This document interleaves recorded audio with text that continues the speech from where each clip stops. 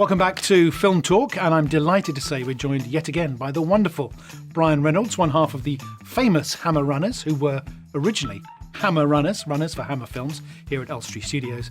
And Brian, welcome to Film Talk yet again. Great to see you. Thank you very much. It's lovely to be here. It's always great to have you here as we count down, or not necessarily count down, but compile our list of the 100 greatest films ever made, certainly in our opinion, that is. And your contribution to that list today is going to be 12 Angry Men. Wow, what a great film. It is. I was astounded when I first saw it. Yeah? It was, I found it gripping because I didn't really know what it was about. And it's all dialogue. And of course it all takes place in this one room. Mm-hmm. So there's no sort of action shots, but I thought all that snap dialogue, and it was the first film that actually made me aware of things like editing. Right. You're cutting, from character to character. And, sort of since I've seen that film, you're not aware of sort of the editing as you're watching it, because you don't notice things like that. Mm. But so it's one of the films that made me aware of that art of editing. And I thought it was absolutely fantastic. The snap dialogue and the mood changes, cutting from, close-ups, just head and shoulders, some people, then you get a wide shot of everybody.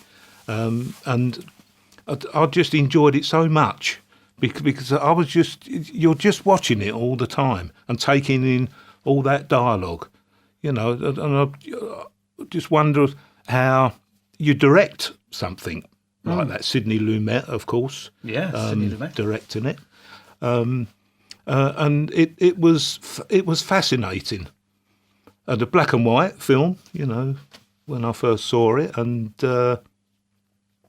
it was one of those landmark films, I think, for me. Mm. That's fascinating, isn't it? I mean, it was. To have that effect, which is what cinema as an art should do. Well, that's right. Really be quite profound. Yeah. And it gripped me all the time, from beginning to end. The Henry Fonda kept having these doubts, because they're all jurors, of course, and they must return a unanimous verdict.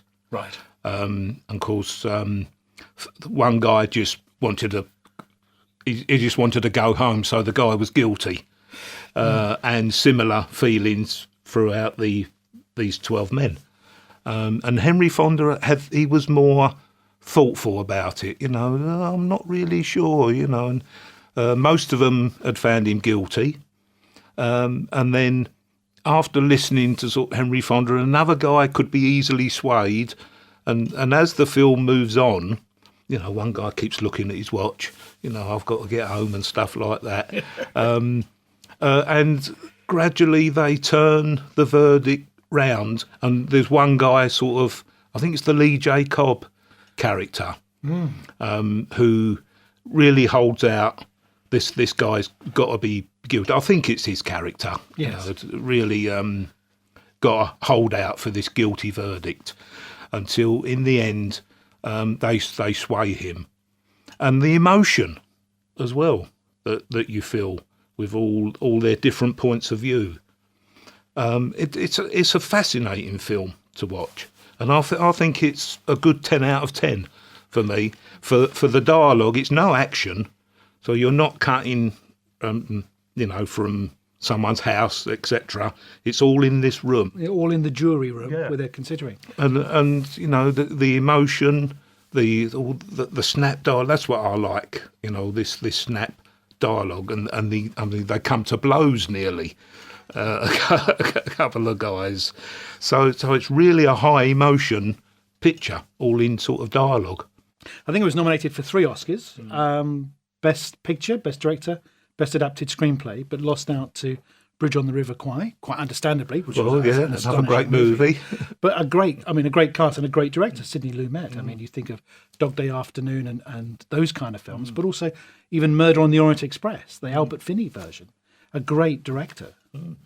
I mean, they must have I mean, obviously they're shooting, let's say Henry Fonda, so they'll do like a long take with all his dialogue, and then they'd have to, and they might have done 2 or 3 days just on him, and then move to another character and then edit all together. And that's why I say that it made me aware of that cutting, from character to, and that dialogue, the sound editing as well must have been quite a chore, and all these various departments that you don't think about when you're watching a movie.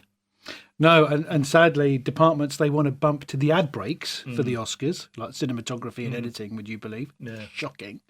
But actually coming back into the main award ceremony. But these are essential behind-the-scenes crafts that, really make the difference on the film. And having worked on a set, you're aware now, of all these behind-the-camera departments that do their little bit to end up with a film like 12 Angry Men.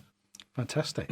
So you've already said it's 10 out of 10. I mean, you're sticking to 10 out of 10? Oh, yes, yeah. For the sheer fact of the snappy dialogue and gripping, because I find it a gripping film. Fantastic. So there we are. Brian says 10 out of 10.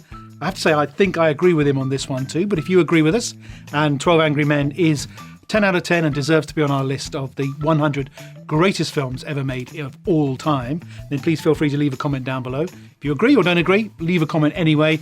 But either way, Brian, thank you for another great contribution to our list. And Brian, thank you for joining us on Film Talk. You're welcome.